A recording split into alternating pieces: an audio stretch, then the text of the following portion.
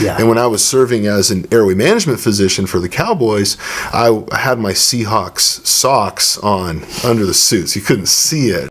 Wearing a red hat indicates when you are watching an NFL game, you see a red hat. Yeah. I'm assuming only physicians are wearing those. Correct. Yeah.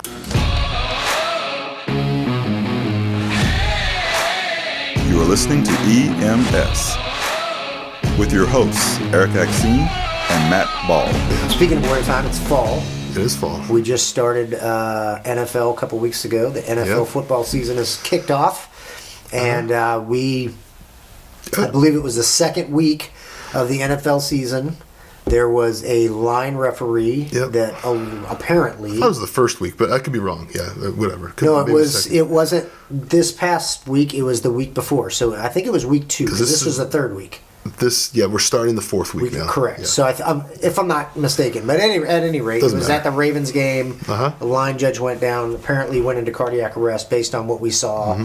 That it looked like there was people on the sidelines doing chest compressions. So Correct. we have to assume that they went into cardiac arrest. And you've threw out a couple TikToks that were quite popular. Yeah, well, I threw out one. Actually, it wasn't mine. I found the video. It came up, and I saw them working this patient on the sidelines, and I saw the two red hats working the patient, which obviously triggered in me that I remembered you telling me about the red hats. When I should have the red hat here today. Oh, we should have got the red hat here today. Should we do the red hat? And we're back. We're back. All right, so you got some credentials and some hats. Yeah, so these are the types of things that I'll wear around my neck. Well, first off, we haven't really said. Yeah. What's a red hat? Yeah, what's the red hat? And you were a red hat for the Dallas Cowboys, so ready, set, go. So they're, as an airway management physician, so, when the NFL saw the need to have an airway expert on the field in the event of an airway emergency, they reached out to ER doctors and anesthesiologists. And to be that airway expert, the NFL calls us AMPs, or Airway Management Physicians. It's a cool title, by the way. It was great. It was fun. Now, what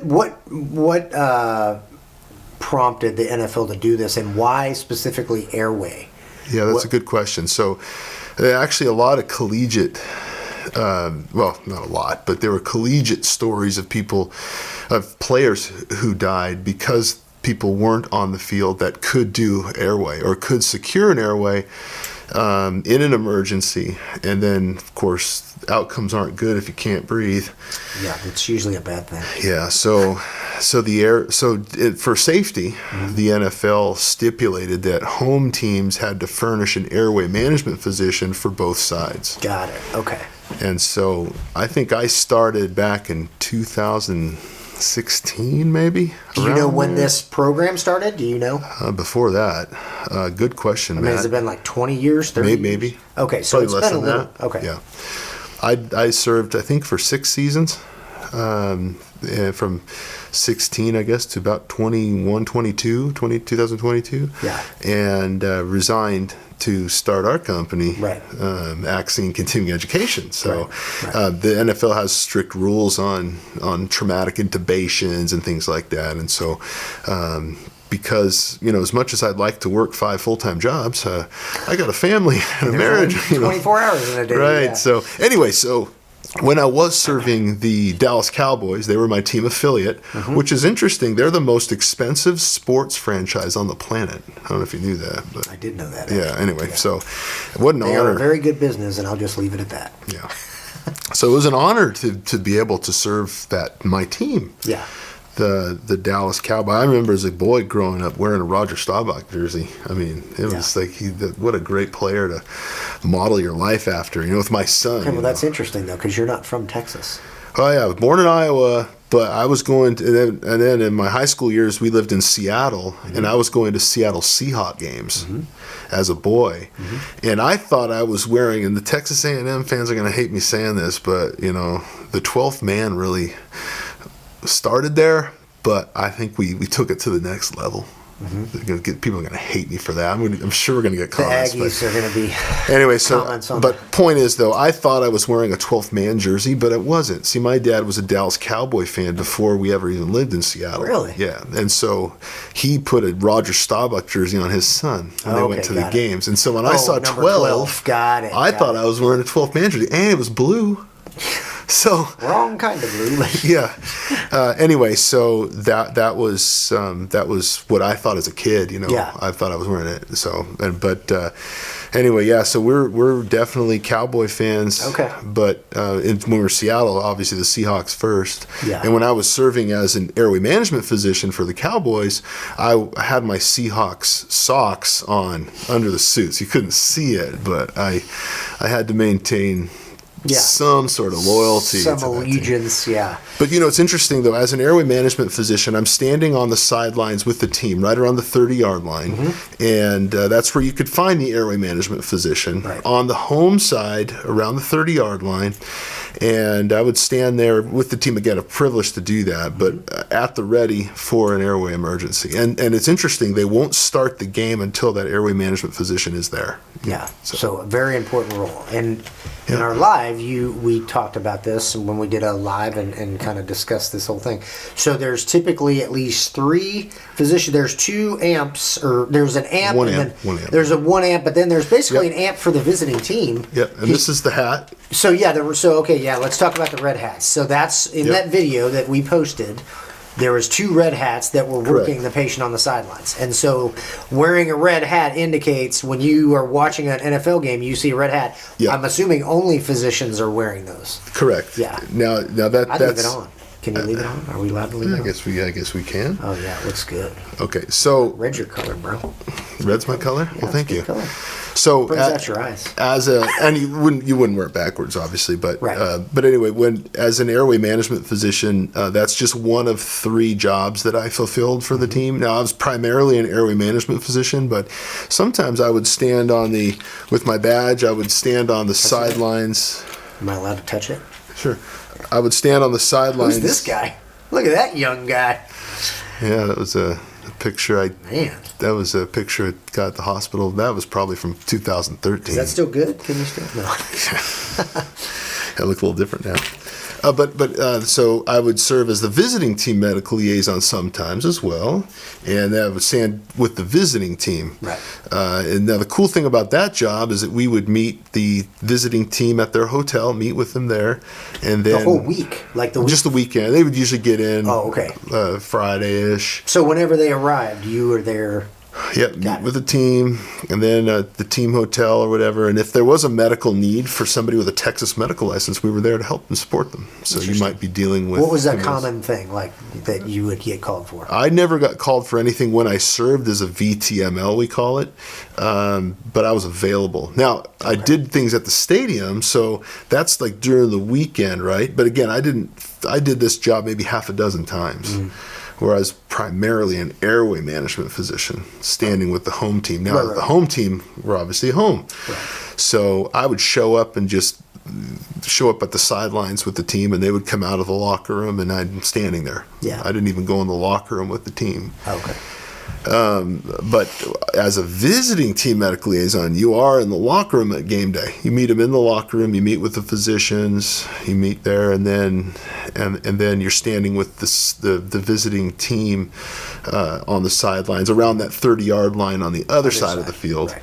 And that's the way that we'd function. And so during the game, if I had to treat a patient or I could help support them medically, and different teams needed different things depending on who was in town. Some needed very little, some needed a little more. And then the third role is the UNC, the unaffiliated neuroconsultant. A different acronym. These are the experts in concussion protocols. Right. Some of the potential spinal injuries and things like that we would. This is where they bring out the tent, right? Yeah, they bring out the tent too to do any sort of an exam. Sometimes the athletic trainer from a team or the team orthopedist will take them into the tent too, but to do a concussion exam, we'll oftentimes take them into the tent to do that too. And that's the UNC that, we're talking specifically about somebody gets whacked, Yep. they think they got a concussion. It's the UNC that's in the tent doing Correct. that exam.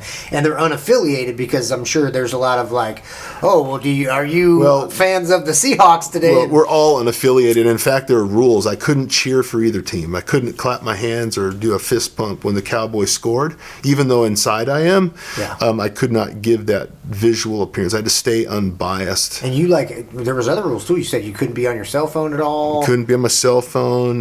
Wasn't allowed to play fantasy football. Even in your off time. Well, you can imagine. I mean, like if I had Dak, for example, Gotcha. as my quarterback, Sure. and I'm in a decision where I have to decide if he's going to play or not. Yeah, that could. I mean, I wouldn't do that. Right. But you don't. Somebody the out there appearance could. of it, right? Exactly. If I chose medically That could look really that he bad. could play, and I had him on my team, it'd look weird. So anyway, the NFL was smart. They just said no fantasy That football. makes sense. So Any other weird rules? You said you stand at the 30-yard line. yeah. I did find it interesting in that video. Mm-hmm. When I watched that video and the physicians are working on the patient, and there were the two guys in the background that were going like this. Yeah, and you said that was a sign that you looked for specifically. Correct. Yeah.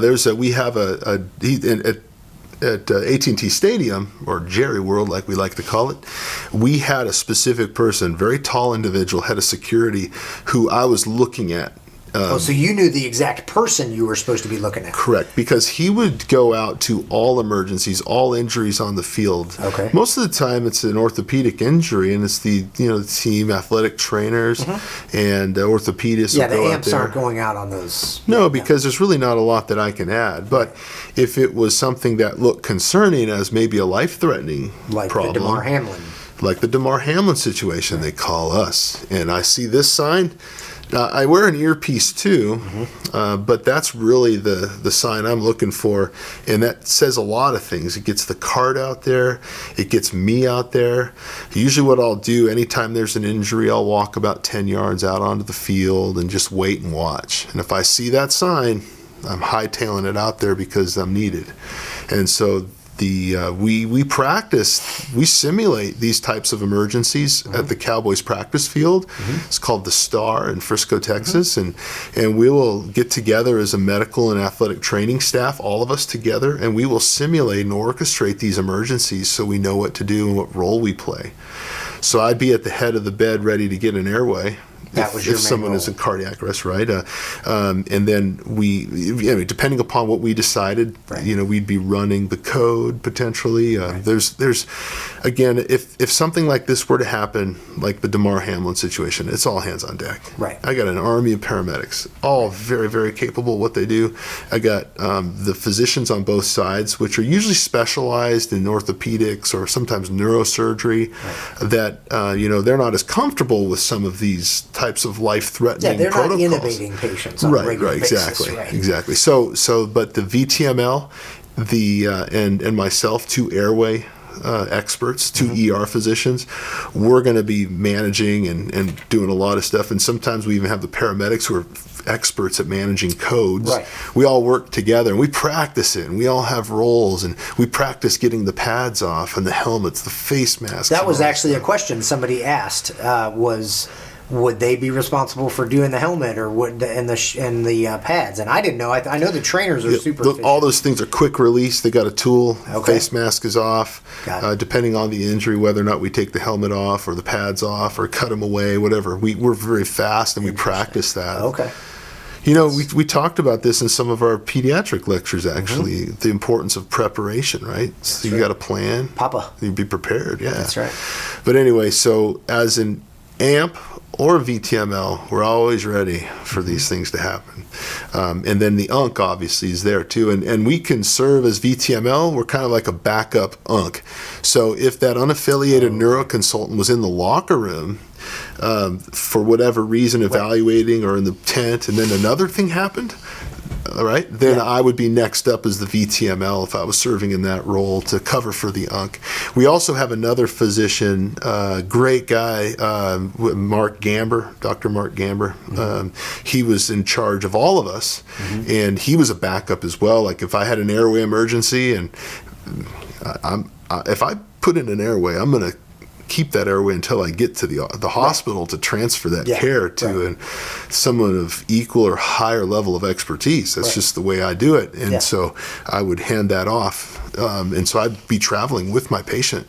Right. And so then I leave a void. So then Dr. Gamber in that situation would step in. Okay. Or maybe he might be the VTML. The VTML would come over, but he's in charge. He would There's somebody to fill that role. Yeah, exactly. So interesting. And so how did you get into this? Like, did the Cowboys approach you? How did that happen, that you got to be this?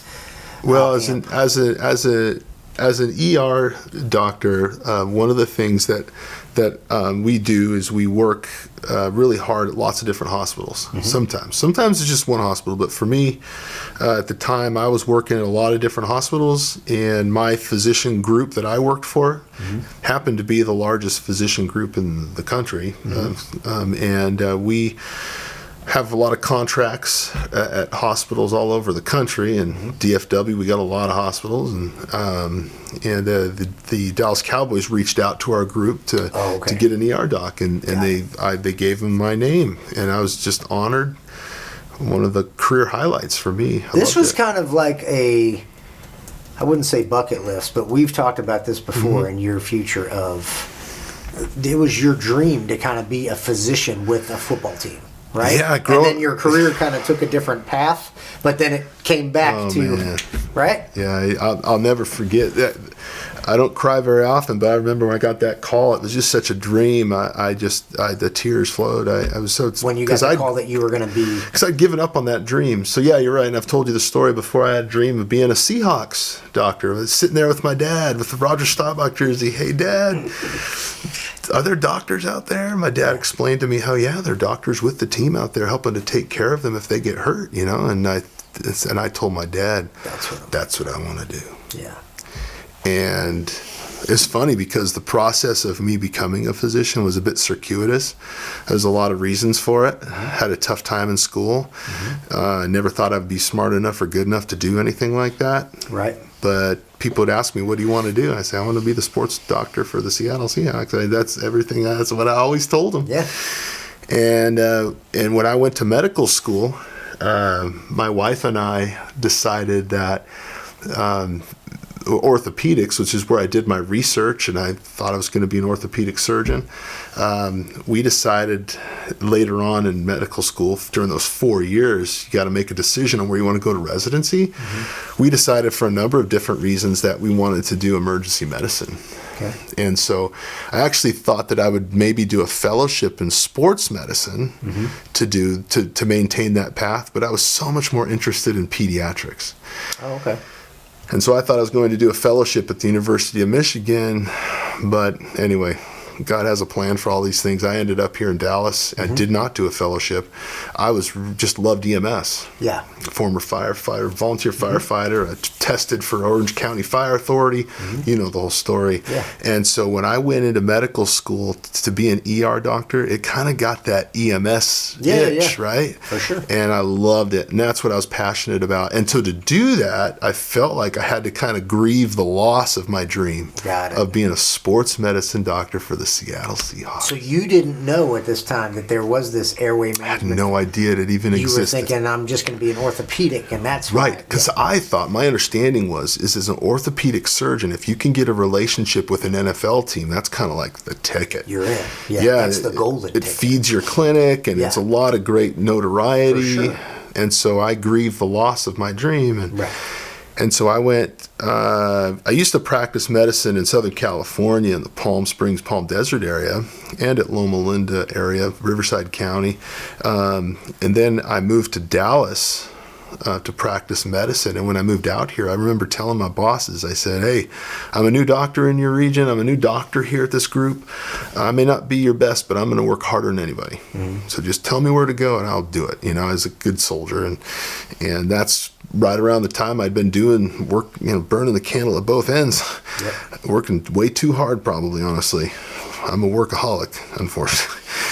But they recognized that, and when the Dallas Cowboys called, they said, hey, let's give Erik a call. And I'll never forget that phone call when they called me.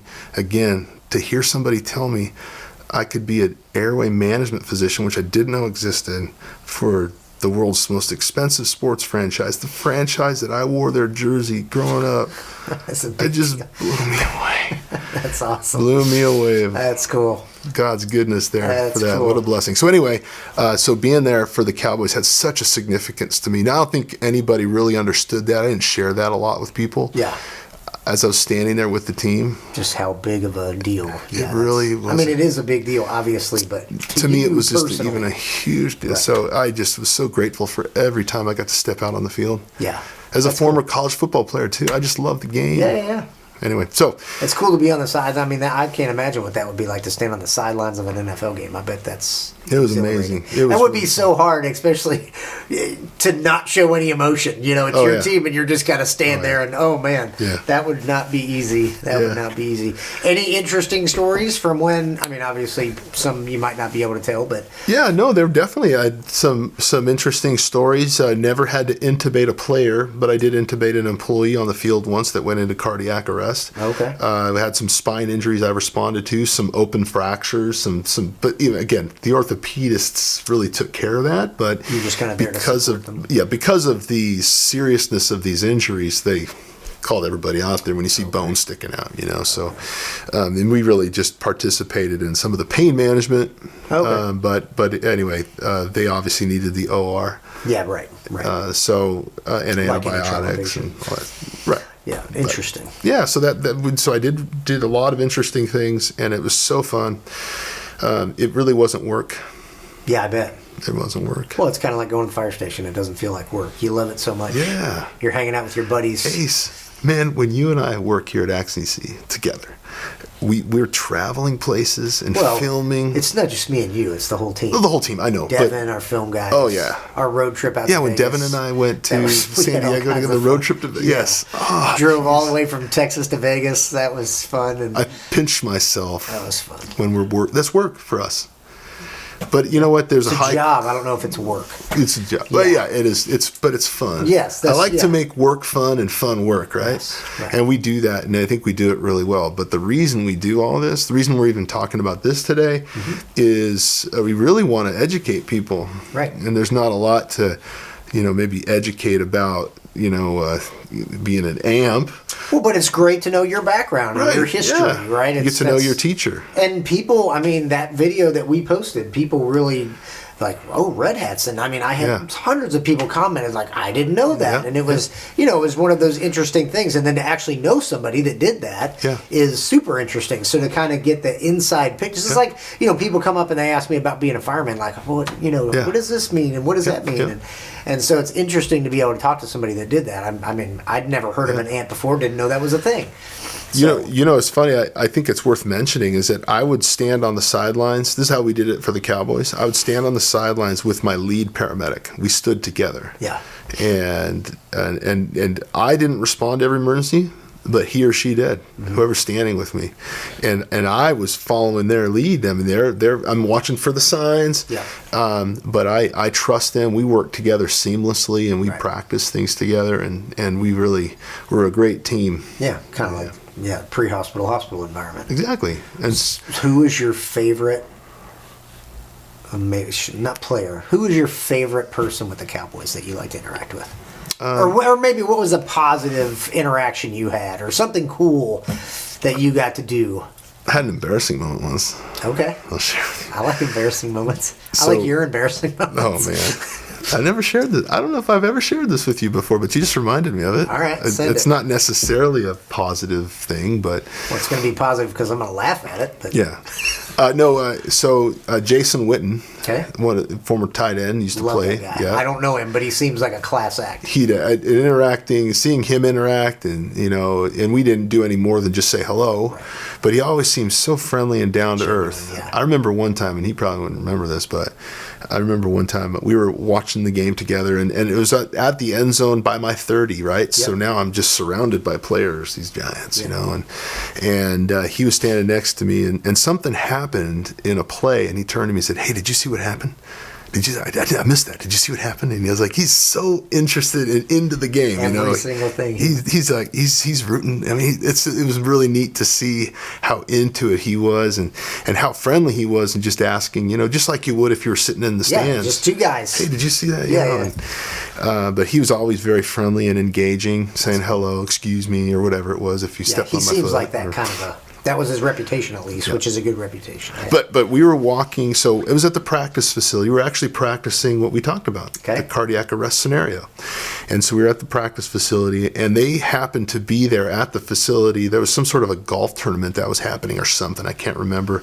But they were there. Okay. And so when I was walking back out to my car, which had a huge Seahawks sticker on the back window, right? I'm walking. Kind of ballsy to drive. Well, I never really. This is early in my career That's working funny. with them, and I took it off after this happened. But, I bet you did. But I was Or it walking got out. taken off? No, I took it out. I was walking out to my car. I am an avid fan. I love football, and my team is the Seahawks. Yeah. Anyway, and the Cowboys. Yeah, it's kind of Seahawks first, then the Cowboys way down here. But anyway, no, I'm a Cowboy fan and a Seahawks fan too. Anyway, so I'm walking out to my car, and I don't know the other player he's walking with. I couldn't recognize him. I didn't know. Without his jersey number, I couldn't tell. But they were talking, and we just happened to be walking out at the same time. And they happened to be parked right next to me in the players' parking lot where I parked. Oh, gosh. And so I didn't want him to know that. Like, I just kept walking. I kept walking. I didn't want him to see my Seahawks sticker. Yeah. So anyway. So they never saw it? They didn't say anything? Well, they may have said something. Why is that guy parked here? Right? Yeah. But Where's that doctor guy? So I walked past it so they wouldn't know I was. And when they left, you walked past your truck? Yeah, I walked past it. I got it. I thought you were saying you were walking ahead of them to your truck. Yeah, it actually wasn't a truck. Oh, that's funny. It was a car at the time. And that's funny. I drive a truck now, but anyway. So that was and it's basic interactions. Actually, I had more interactions with players as a VTML. Because I'm going to having breakfast with them. Actually, one time I did have breakfast with one player, one team, and then being in the locker room, more engaged with the players that way. That's a cool environment. Just to get and sometimes the training staff will have me look at a finger, and I reduce the dislocated finger, or do stuff like that. It happened Tell once. them to suck it up, Buttercup. No, get back out there, slap him on the butt. Never did that.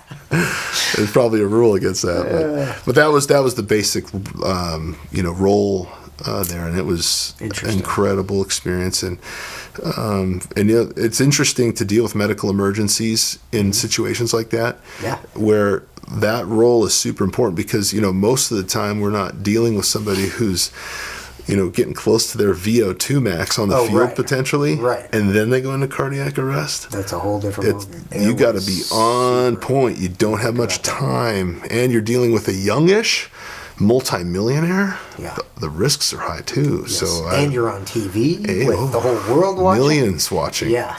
So I was very mindful of those things. Sure. So there, as much fun as it was, I was also really mindful of the gravity of things and the potential, terror.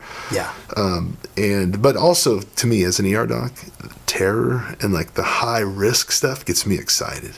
I think we all kind of thrive in those high risk environments. Because we want to be the one holding the ball. The more chaos is around me, the calmer I become. I do too. Yeah. I think, and some people get paralyzed. I think that's just. I don't know if you're born with that or what, but I definitely feel that way. Like I don't do well when everything's chilled out. I feel like I need to be doing something. When everybody else is going crazy, it's like, all right, calm down. Let's take a breath. So anyway, well, that's interesting. Yeah, interesting, and so many other things we could have talked about. But I hope maybe people understand a little bit more what those red hats do on the field and the significance of some of the injuries that they could see. For sure. A violent game. Well, again, we just had one where they went in. And from what I understand, that whoever that individual was, I heard they were awake and alert when they left the stadium. So obviously, and that, say it real quick, the importance of early chest compressions. We said it in our video. Our CPR videos. Yeah, that's super important. So if you don't know CPR, learn CPR. And if you don't like our page or subscribe to our page, do that. You can check out our website, check out all of our social media. We got all kinds of good stuff on there. And if you found this interesting, share it. Yep, share it with anybody. The links, this podcast is free. We do this podcast for free. So whether you watch it on Apple Podcasts, Spotify, YouTube, whatever, share it with people. We put out fun stuff, educational stuff, and interesting stuff like this. That's just kind of interesting to know. So we'll see you on the next one. Be safe out there. Thank you for listening to EMS, the Erik and Matt Show.